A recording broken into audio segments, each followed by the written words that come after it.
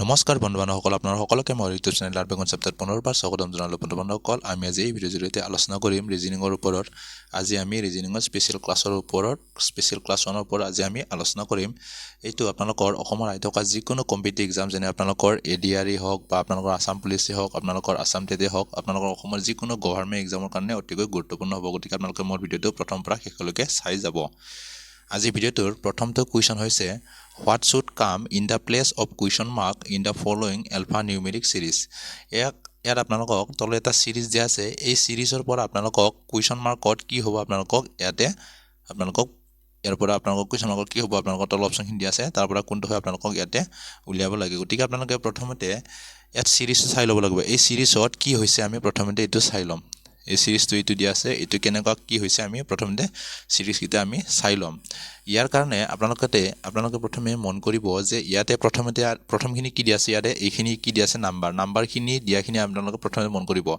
ইয়াত যে 1ৰ পৰা 5 হৈছে, 1ৰ পৰা 5 হওঁতে আপোনালোকৰ কিমান হৈছে, ইয়াতে +4 কি হৈছে, +4 ইয়াতে এড হৈছে। ঠিক সেইদৰে 5ৰ পৰা 9 হওঁতে কি হৈছে, ঠিক সেইদৰে ইয়াতো কি হৈছে, +4 কি হৈছে, এড হৈছে। গতিকে আমি নিশ্চয় জানিলোঁ যে ইয়াতে 9ৰ পৰা নেক্সট কুৱেশ্যন মাৰ্কত হোৱাৰ কাৰণে কি হ'ব, +4 এড হ'ব। গতিকে +4 এড হ'ব, কি হ'ব, 9ৰ লগত +4 এড হ'লে আপোনালোকৰ কি হ'ব, ইয়াতে আমাৰ কি হ'ব, 13 হ'ব। এইটো আমি এতিয়া কি কৰোঁ গম পালোঁ। এতিয়া আমাৰ নেক্সট চি, ইয়াৰ পিছত ছেকেণ্ড পজিশ্যন চিৰ পিছত ইয়াতে কি হৈছে, এফ।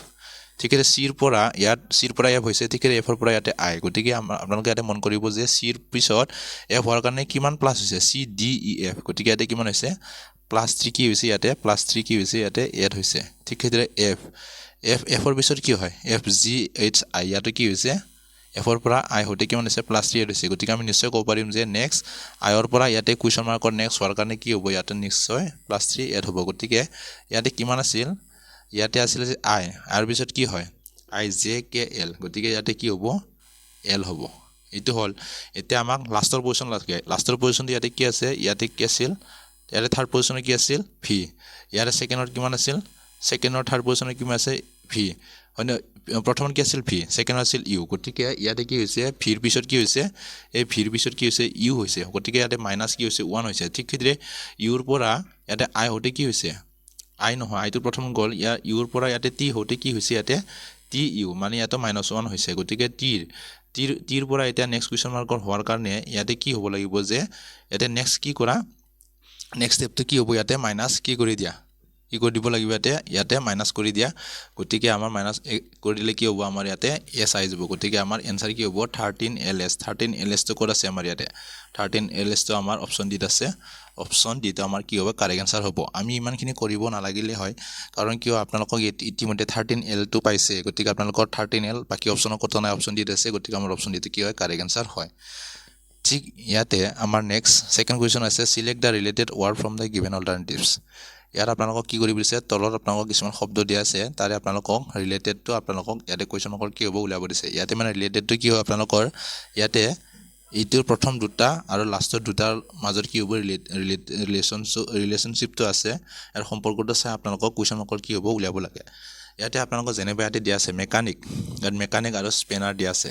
মেকানিক আৰু স্পেনাৰটো কি শব্দ, প্ৰথমতে আপোনালোকে গম পালে যে মেকানিকবিলাকে স্পেনাৰটো ইউজ কৰে। আপোনালোকে হয়তো কিছুমানে নাজানিব স্পেনাৰ কি বস্তু। স্পেনাৰটো হৈছে আপোনালোকৰ চেলাৰেঞ্চটো আমি ইংলিছত কি বুলি কওঁ, সেইটো চেলাৰেঞ্চ। সেই স্পেনাৰ মানে মেকানিকবিলাকে কি কৰে, স্পেনাৰ মানে চেলাৰেঞ্চটো কি কৰে, কিছুমান আপোনালোকৰ নট টাইট ঢিলা কৰাৰ কাৰণে আপোনালোকে ব্যৱহাৰ কৰে। ঠিক সেইদৰে কাৰ্পেণ্টাৰে তলত দিয়াৰ পৰা কোনটো ইউজ কৰে সেইটো আমি চাব লাগিব যে ট্ৰিটোতো নহয় বাৰু, ইয়াতে মানে কৰড। গতিকে নিশ্চয় আপোনালোকৰ ইয়াতে অপশ্যন বিটো হ'ব। অপশ্যন বিটো দিয়া আছে কৰড। গতিকে কাৰ্পেণ্টাৰে কি ইউজ কৰে, কাৰ্পেণ্টাৰে কিবা কাটাৰ কাৰণে কি কৰে, ইউজ কৰে, হয়নে নহয়, কৰডটো ইউজ কৰে। গতিকে ইয়াতে ফাৰ্নিচাৰটো নহয়, উডটো নহয়। গতিকে আপোনালোকক ইয়াতে প্ৰথম দুটাৰ লগত আৰু লাষ্টৰ দুটাৰ লগত কি হৈছে, মিলিছে। গতিকে আমাৰ অপশ্যন বিটো আমাৰ কাৰেক্ট এনচাৰ হ'ব। নেক্সট দিয়া আছে count the number of square in the given figure. আপোনালোকৰ ইয়াতে তলত এটা ফিগাৰ দিয়া আছে, তাৰে আপোনালোকৰ স্কুৱেৰটো টোটেল নাম্বাৰ অফ স্কুৱেৰ কিমান আছে আপোনালোকক সেইটো উলিয়াব লাগে। গতিকে ইয়াত আপোনালোকৰ অপশ্যনখিনি আছে, তাৰ ভিতৰত কোনটো অপশ্যনটো কাৰেক্ট এনচাৰ হ'ব সেইটো আমাক উলিয়াব লাগে। যদি আপোনালোকৰ যদি তেনেকুৱা ধৰণৰ যদি কুৱেশ্যন আহে যে স্কুৱেৰ কৰা কাউণ্ট আহে, কাৰণ মই আপোনালোকক ইয়াৰ আগতে অলৰেডি আপোনালোকক যেনিবা কাউণ্ট অফ ট্ৰাইংগল তেনেকুৱা আপোনালোকে আহিব পাৰে ইয়াৰ ওপৰত মই আপোনালোকক আগতীয়াকৈ অলৰেডি ভিডিঅ' আপলোড কৰি দিছোঁ যিবিলাকে মোৰ ভিডিঅ'টো চোৱা নাই আপোনালোকে ইউটিউব চেনেলত গৈ আপোনালোকে সেইটো ভিডিঅ' লিংকটো তাতে আছে আপোনালোকে তাতেও চাব পাৰিব গতিকে যদি আপোনালোকৰ যদি এতিয়া কথা আহিল যে আপোনালোকক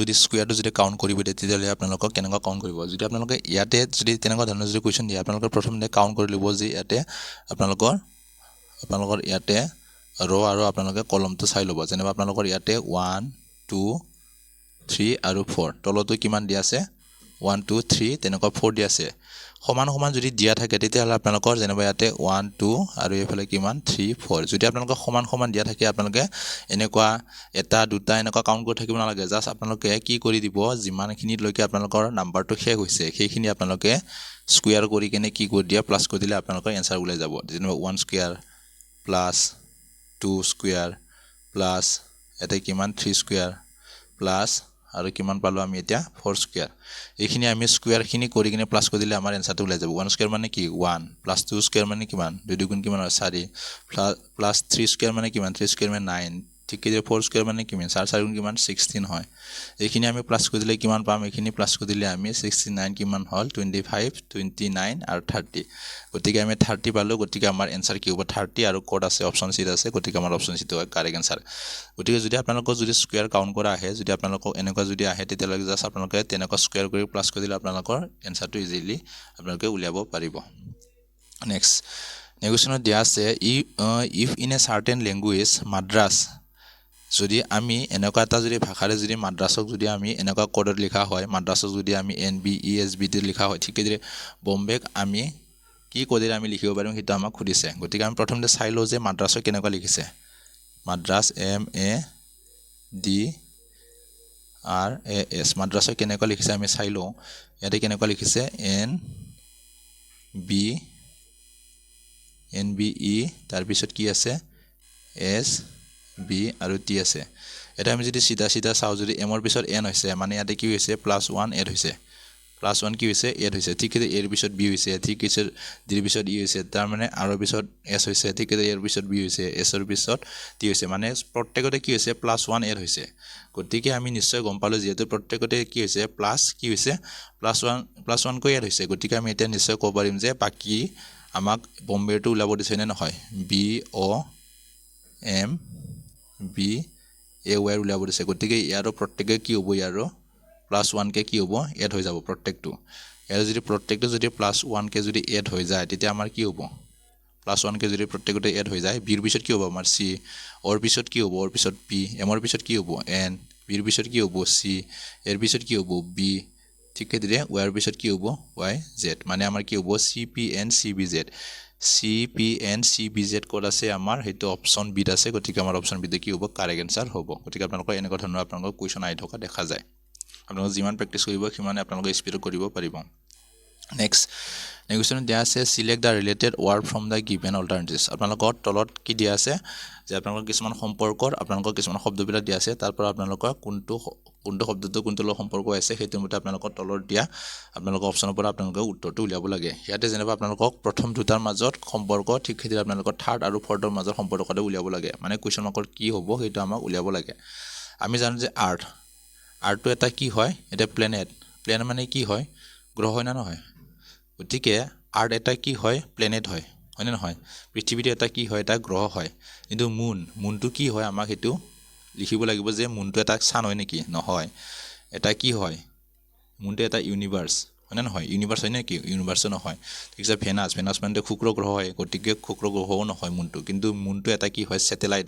মানে কি উপগ্ৰহ গতিকে আমাৰ অপচন ডি টো কি হ'ব কাৰেক্ট আনসাৰ হ'ব মুন এটা কি হয় স্যাটেলাইট হয় গতিকে আপোনালোকে এনেকুৱা ধৰণৰ যদি কুৱেশ্যন আহে আপোনালোকে যিমান পাৰে প্ৰেক্টিছ কৰক আপোনালোকে তেতিয়াহে আপোনালোকৰ ইজিলি কৰিব পৰা যাব নেক্সট নেগোচিয়েশ্যনত দিয়া আছে which of the following diagram best depicts the relationship between student college and school মানে ইয়াতে কি কৈছে যে আপোনালোকক যে ষ্টুডেন্ট কলেজ আৰু স্কুলৰ মাজৰ সম্পৰ্ক থকা কৈ আপোনালোকৰ তলৰ কোনটো ডায়াগ্ৰামটো আপোনালোকৰ মিলিব সেইটো আমাক উলিয়াব দিছে গতিকে ইয়াতে আমি প্ৰথমতে জানিলো যে ষ্টুডেন্ট মানে কি হ'ল আমি জানো যে ছাত্ৰ-ছাত্ৰী বিলাকে কি কৰে কলেজতো পঢ়ে ষ্টুডেন্ট বিলাকে ক'ত যায় যে ষ্টুডেন্টে ষ্টুডেণ্টে ক'ত যায় ষ্টুডেণ্টে